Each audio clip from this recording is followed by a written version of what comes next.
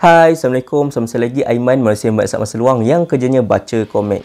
Geng, baru-baru ni aku jumpa member aku. Member aku ni mau otai dunia komik, dunia anime semua ni. Selalunya apa je komik atau anime aku tanya dia, semua dia tahu, babe. So hari tu aku buka cerita pasal Kingdom. And guess what? Dia tak tahu, geng. Dia tak tahu. Aku pun macam, biar betik. So hari ni aku nak cerita kat korang apa cerita Kingdom. Cerita Kingdom ni berdasarkan sejarah Cina sebelum terbentuk negara Cina lagi. Kira-kira 200 tahun sebelum Masihi dulu. Pada ketika itu ia zaman perang yang berlanjutan selama 500 tahun. So pada ketika itu terdapat dua orang hamba, satu nama Shin, satu nama Hyo. Kedua-dua mereka ni bercita nak jadi seorang jeneral yang terhebat. So kerana tekad diorang yang tinggi gila, walaupun diorang hamba, hari-hari diorang berlatih pedang. Dikatakan diorang dah berlatih pedang lebih pada 1000 kali, babe. So apa je benda yang korang buat lebih pada 1000 kali, silat ke boxing ke, aku garanti kau, kalau korang buat lebih 1000 kali, confirm kau akan power, babe. So diorang dua ni memang power gila lah main pedang. Satu hari ketika diorang tengah main pedang ni, ada pembesar lalu tau. Pembesar tu berhenti dan tengok Hyo ni. Pembesar ni pun ambil Hyo ni kerja di istana. So tinggallah Shin seorang. Ternyata tujuan dia ambil Hyo ni kerja di istana adalah rupa Hyo ni serupa sangat dengan raja. So Hyo ni dijadikan pendua raja. Zaman dulu orang-orang besar atau orang-orang penting, diorang ada pendua tau. Pendua ni dijadikan sebagai pengganti orang-orang penting ni pada suatu keadaan yang boleh membahayakan nyawa mereka. So kalau ada cubaan membunuh orang-orang penting, pendua lah yang mati. Orang raja mesti selamat lagi. Orang yang kedua ni yang mati dulu tau. So kerana Hyo ni muka serupa sangat dijadikan pendua. And pada ketika itu raja menghadapi ancaman daripada adik tiri dia. Di mana adik tiri nak merebut tahta raja. Raja pun tentu budak kecil lagi, dia muda lah, raja muda. So ditakdirkan malam tu berlakulah serangan pada raja. And Hyo ni sekarat, hampir mati.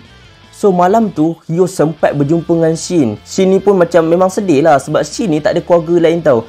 Hyo ni lah dianggap sebagai keluarga dia. So Hyo ni bagi satu peta kat Shin. And dia suruh Shin ni pergi kat peta tu. Shin ni pun tanpa ragu-ragu dan ni request daripada sahabat dia dan request terakhir kan. So dia pergilah.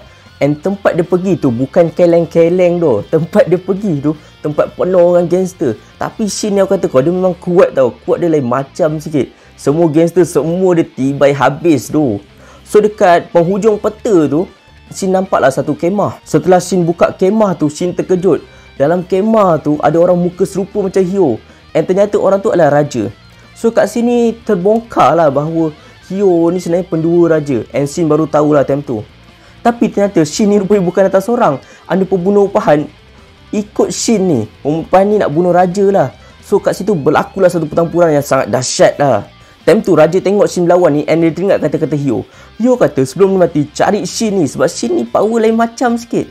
Shin ni memang selalu Hyo ni menang time lawan pedang dengan Shin. Tapi Shin ni bila ada pencuri ke apa datang yang mana Hyo tak dapat kalahkan, Shin ni mesti dapat kalahkan. And time Shin ni lawan dengan pembunuh upahan tu memang raja ni dapat pastikan lah. Kau bayang budak kecil boleh kalahkan pembunuh upahan yang nak bunuh ramai gila orang. So memang Shin ni power gila lah. So kat sini bermula perjalanan Shin ni dengan raja ni. Di mana awalnya Shin ni tak suka tahu raja ni. Kau bayanglah raja ni punca Hyo mati. Tapi lepas tu raja ni memang qualified lah. Memang orang kata pengorbanan Hyo ni tak sia-sia. Sebab apa? Raja ni cakap dia nak gabungkan semua Cina untuk menghentikan peperangan.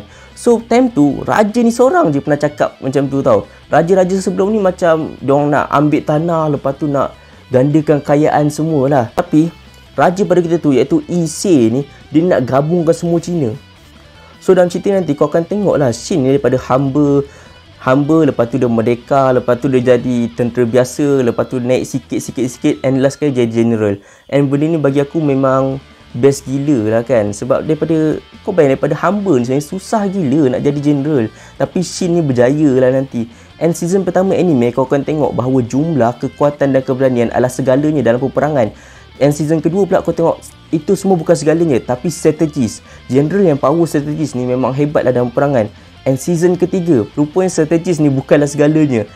Rupanya dalam ramai-ramai general ada yang jenis diorang ni hebat dalam insting. General yang hebat dalam insting ni kan, contoh general strategis ni, diorang akan buat perangkap apa semua dalam peperangan.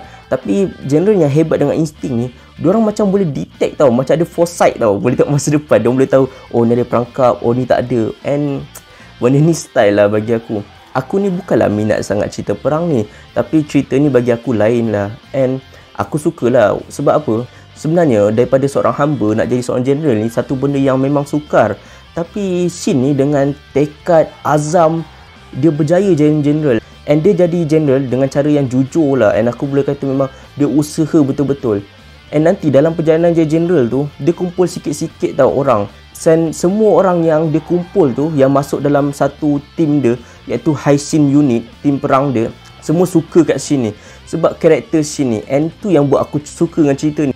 And aku boleh tak cerita ni, aku rasa top 10 lah cerita yang aku suka. So korang boleh try lah.